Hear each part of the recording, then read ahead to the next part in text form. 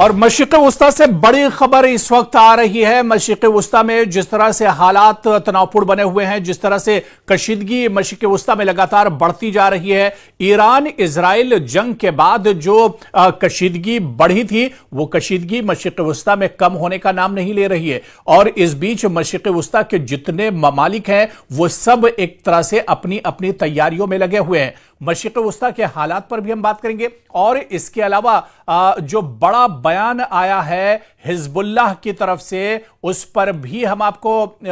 इस रिपोर्ट में तफसील से दिखाएंगे। हिजबुल्लाह ने कहा है कि वो सर नहीं झुकाएगा, किसी भी हालत में वो हथियार नहीं डालेगा, वो पीछे हटने वाला नहीं है। जी हां, हिजबुल्लाह ने कहा है कि इजरायली धमकियों के जवाब में हिजबुल्लाह सर नहीं झुकाएगा और ना ही हथियार डालेगा। यह बयान आया है शेख नईम कासिम की तरफ से। हिजबुल्लाह के रहनुमा शेख नईम कासिम ने कहा है कि लबनानी मज़ाहमतकारों को गैर मुसल्लह करने के लिए दबाव के बावजूद उनका जो ग्रुप है, उनकी जो तंजीम है, इजरायली धमकियों के जवाब में सर नहीं झुकाएगा और ना ही हथियार डालेगा।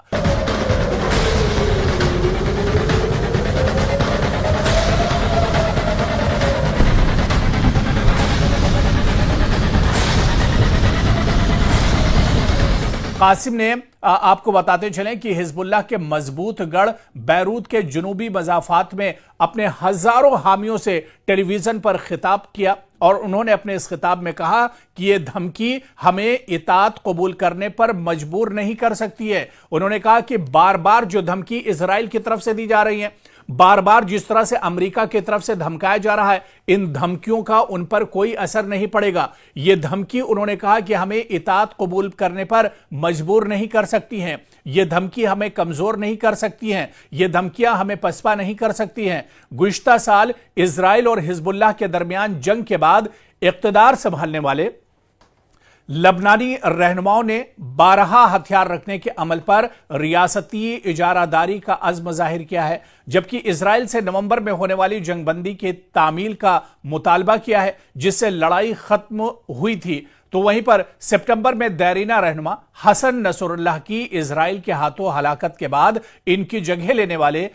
शेख कासिम ने कहा कि ग्रुप के मज़ाहमतकार अपने हथियारों से दस्तबरदार नहीं होंगे और इस बात पर उन्होंने जोर दिया कि इजराइल की जारियत को पहले रोका जाए। उन्होंने कहा कि पहले इजराइल जो कार्रवाई कर रहा है, जो नापाक हरकत कर रहा है, इजराइल जिस तरह से लगातार अटैक कर रहा है, इजराइल जिस तरह से लबनान पर कार्रवाई कर रहा है, इजराइल जिस तरह से खित्ते में ईरान को निशाना बना रहा है, इजराइल जिस तरह से हमास को परेशान कर रहा है, इजराइल जिस तरह से गजा में कत्ले आम कर रहा है, गजा में अब तक हजारों मासूमों का कत्ल हो चुका है। तो ऐसे में जब तक इजराइल अपनी जारियत को नहीं रोकता है, जब तक इजराइल अपनी नापाक हरकतों को नहीं रोकता है, तब तक यह कार्रवाई नहीं रुकेगी। और एक तरह से उन्होंने कहा कि वो रुकने वाले नहीं हैं, वो किसी भी हाल में रुकेंगे नहीं। पहले इजराइल को एक तरह से अपनी जो नापाक हरकत है उसे रोकना होगा, इजराइल को पहले संभलना होगा, इजराइल पहले एक तरह से मान जाए, तभी एक तरह से इस जारियत को रोका जाएगा। उनकी यह तकरीर एक ऐसे वक्त में सामने आई जब बैरूत में अमरीकी एलची टॉम बैरिक की एक तरह से आमद होने वाली है। गुज़िश्ता साल इजराइल और हिजबुल्लाह के दरमियान जंग के बाद इक़्तिदार संभालने वाले लबनानी रहनुमाओं ने 12 हथियार रखने के अमल पर रियासती इजारादारी का अज़्म जाहिर किया है, जबकि इजराइल से नवंबर में होने वाली जंगबंदी की तामील का मुतालबा किया गया है जिससे लड़ाई खत्म हुई थी। तो वहीं सितंबर में देरीना रहनुमा हसन नसरुल्लाह की इजराइल के हाथों हलाकत के बाद इनकी जगह लेने वाले शेख कासिम ने कहा कि ग्रुप के मज़ाहमतकार अपने हथियारों से दस्तबरदार नहीं होंगे और इस बात पर उन्होंने जोर दिया कि इजराइल की जारियत को पहले रोका जाए। और आपको बताते चलें कि उनकी इस तकरीर में यह साफ तौर पर जाहिर था कि अगर इजराइल हठधर्मी करेगा, अगर इजराइल पीछे नहीं हटता है, इजराइल अगर इसी तरह से हमले करता रहेगा तो फिर एक तरह से वो भी पीछे नहीं हटेंगे और वो भी एक तरह से जो ये डील है, जो ये जंगबंदी की बात कही जा रही है, जो खित्ते में अमन की बात कही जा रही है, ये अमन आ सकता है, लेकिन इसके लिए सिर्फ और सिर्फ इजराइल जिम्मेदार है। अगर इजराइल की नीयत साफ हो जाए, दरअसल मशरिक़ वुस्ता की अगर हम बात करते हैं तो यहां पर जितने भी ममालिक जंग की हालत में हैं, चाहे ईरान की बात करें, चाहे लबनान की बात करें, चाहे हमास और फिलिस्तीन की बात करें, ये जितने भी ममालिक हैं ये जंग की हालत में हैं। और जंग की हालत में इन ममालिक का कहना है कि ये सिर्फ और सिर्फ इजराइल की वजह से है, क्योंकि इजराइल की नीयत साफ नहीं है। इजराइल हमेशा ये चाहता है कि वो एक तरह से मशरिक़ वुस्ता पर उसकी दादागिरी चले, मशरिक़ वुस्ता पर वो एक तरह से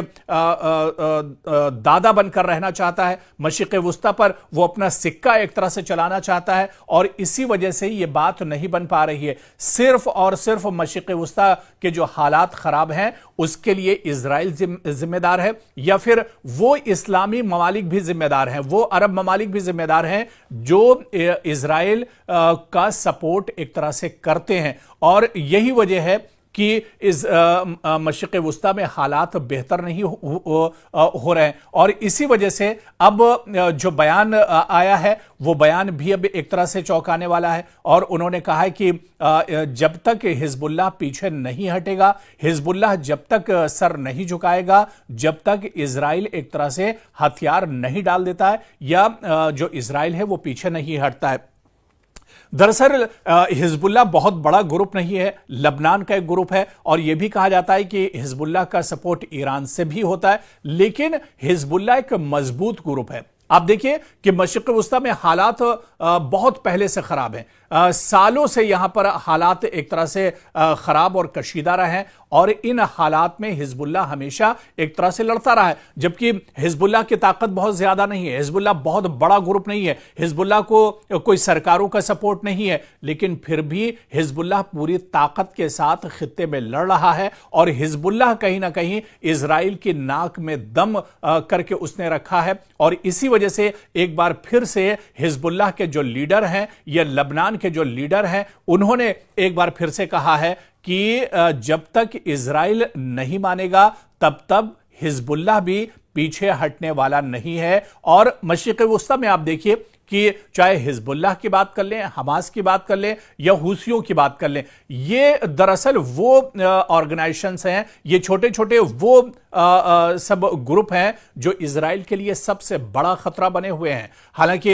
ईरान के साथ इजराइल की जंग जरूर हुई, ईरान ने इजराइल को बहुत ज्यादा नुकसान पहुंचाया, लेकिन इस जंग के अलावा जो वक्फे वक्फे से इजराइल को सबसे ज्यादा चोट पहुंचाते हैं वो यही ग्रुप हैं, चाहे हमास की बात करें, चाहे हिजबुल्लाह की बात करें, या हुसी लड़ाकों की बात करें। ये जब तब कभी इजराइल के किसी एयरपोर्ट पर हमला करते हैं, कभी इजराइल के किसी बंदरगाह और पोर्ट पर ये हमला करते हैं, कभी इजराइल के किसी जो सिक्योरिटी फोर्सेस के जो ठिकाने हैं उन्हें एक तरह से ये निशाना बनाते हैं, और ये इजराइल को चोट पहुंचाते रहते हैं। और ये सिर्फ इस वजह से क्योंकि इन्हें अपनी हिफाजत करनी है। अगर ये इनका कहना है कि अगर ये इस तरह के हमले नहीं करेंगे तो इजराइल इन्हें मशरिक़ वुस्ता में एक तरह से खत्म कर देगा, इजराइल इन्हें एक तरह से जीने नहीं देगा। और इसी वजह से हिजबुल्लाह के रहनुमा ने यह कहा है कि लबनानी मज़ाहमतकारों को गैर मुसल्लह करने के लिए दबाव के बावजूद उनका जो ग्रुप है वो इजरायली धमकियों के जवाब में सर नहीं झुकाएगा और ना ही हथियार डालेगा। और उसने ये शर्त भी रखी है कि पहले अब इजराइल को एक तरह से बात माननी होगी। पहले अब जो ये लड़ाई है सिर्फ इस वजह से है क्योंकि इजराइल हठधर्मी करता है, इजराइल पीछे नहीं हटता है। ऐसे में इजराइल को पीछे हटना होगा, तभी एक तरह से मशरिक़ वुस्ता में यह बात बन सकती है।